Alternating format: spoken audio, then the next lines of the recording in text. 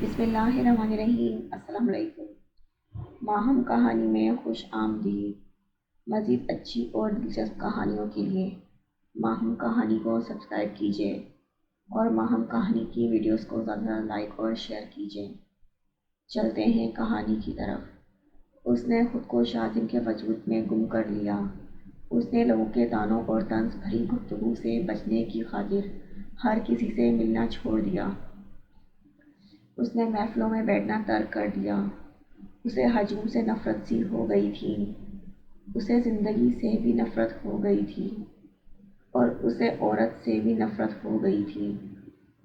اسی لیے تو جب چاچی نے بابا کے پیر آ کر پکڑے کہ وہ مرتضیٰ سے مہوش کی شادی کر دیں تو انہوں نے سختی سے انکار کر دیا تھا۔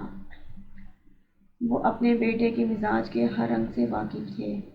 پھر مہوش بھی بہت روتی گڑ گڑاتی رہی تھی، مگر مرتضیٰ تو واقعی پتھر کا ہو چکا تھا۔ تنگ آ کر چاچی نے زبردستی مہوش کی شادی کر دی۔ وقت بیتتا گیا، موسم بدلتے رہے، فضائیں اور بہاریں آتی جاتی رہیں، اور پھر ایک روز وہ پھر سے پورے 6 سال بعد اس کا ضبط آزمانے کے لیے چلی آئی تھی۔ اس کا جی چاہ رہا تھا کہ وہ اشفا کے حسین چہرے کو مسخ کر دے، اسے جان سے مار دے، مگر ایک مرتبہ پھر بابا نے اسے اپنی محبتوں کا واسطہ دے کر روک دیا تھا۔ انہوں نے پھر سے اسے پابند کر دیا۔ اگر تو نے میری اشفا کے ساتھ زیادتی کی، اسے تکلیف پہنچائی یا کبھی چھوڑنے کی کوشش کی تو مرتضیٰ تیرے بابا کو قبر میں بھی چین نہیں آئے گا۔ میں تجھے کبھی معاف نہیں کروں گا۔ وہ بے بس ہو گیا تھا، مجبور ہو گیا، اور پھر شاذم کی ماں سے محبت کو دیکھ کر اسے دل پر صبر کرنا پڑا تھا۔ دستک کی آواز سن کر اس کی سوچوں کو بریک لگے تھے۔ وہ بے دلی سے اٹھ کر دروازہ کھولنے گیا تو سامنے مکرم کو کھڑا پایا۔ یہ صحن میں پڑا تھا۔ میر سائیں، میری نظر پڑی تو اٹھا لایا۔ مکرم نے ایک سبز لفافے کو اس کی طرف بڑھایا۔ ٹھیک ہے تم جاؤ، سائیں کھانا۔ وہ رکا۔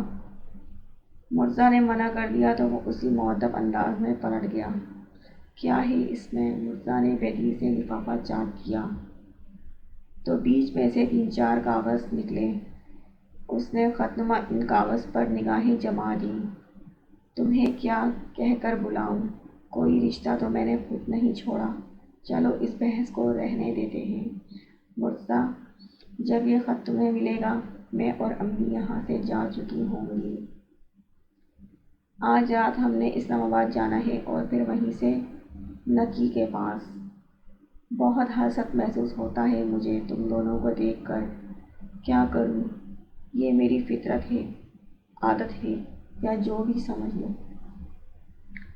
وہ پھر آ گئی ہے تمہاری زندگی میں، میرے تمام منصوبوں پر پانی پھیر کر، مگر دیکھ لو میرا ایک بھی پلان کامیاب نہیں ہوا۔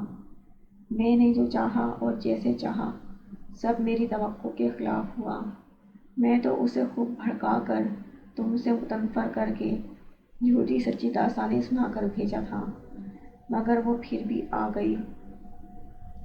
کتنی توہین میں نے اشفا کی خود کی تھی۔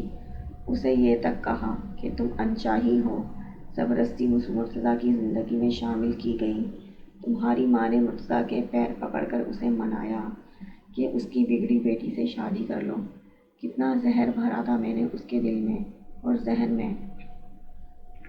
میں تو مسرور تھی کہ وہ اب کبھی پلٹ کر نہیں آئے گی، مگر وہ پھر بھی آ گئی۔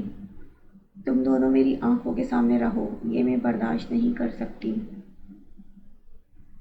تم نے مجھے اتنی مرتبہ ٹھکرایا ہے کہ جب اشفا گئی تو میں تمہیں بے عزت کر کے بہت مسرور ہوتی رہی۔ تم میری توہین کرتے رہے اور میں تمہاری متوقع بے عزتی کا سوچ کر لطف اندوز ہوتی رہی۔ دراصل نفرت مجھے اشفا سے نہیں تم سے ہو گئی تھی، مگر اس نفرت کی لپیٹ میں اشفا بھی آ گئی۔ میں مقدر پر شاکی ہونے والی نہیں، اس لیے طلاق کا لیبل لگوا لیا ہے۔ اب یہاں ویسے بھی رکھا کیا ہے؟ اسی لیے میں اور امی نکی کے پاس جانے کا فیصلہ کر چکی ہیں۔ امی بھی تم سے بہت شرمندہ ہے۔ ہم جانتے ہیں کہ نکی اور تقی نے اپنے حصے سے اپنے حق سے بھی زیادہ زمین وصول کی ہے۔ شاید تمہارے اسی رویے نے امی کے موڈ کو بھی بدل دیا ہے۔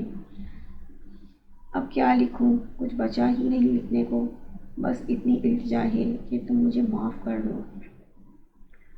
پرانی باتیں بھول جاؤ جو اکثر تم نہیں بھلا پاتے۔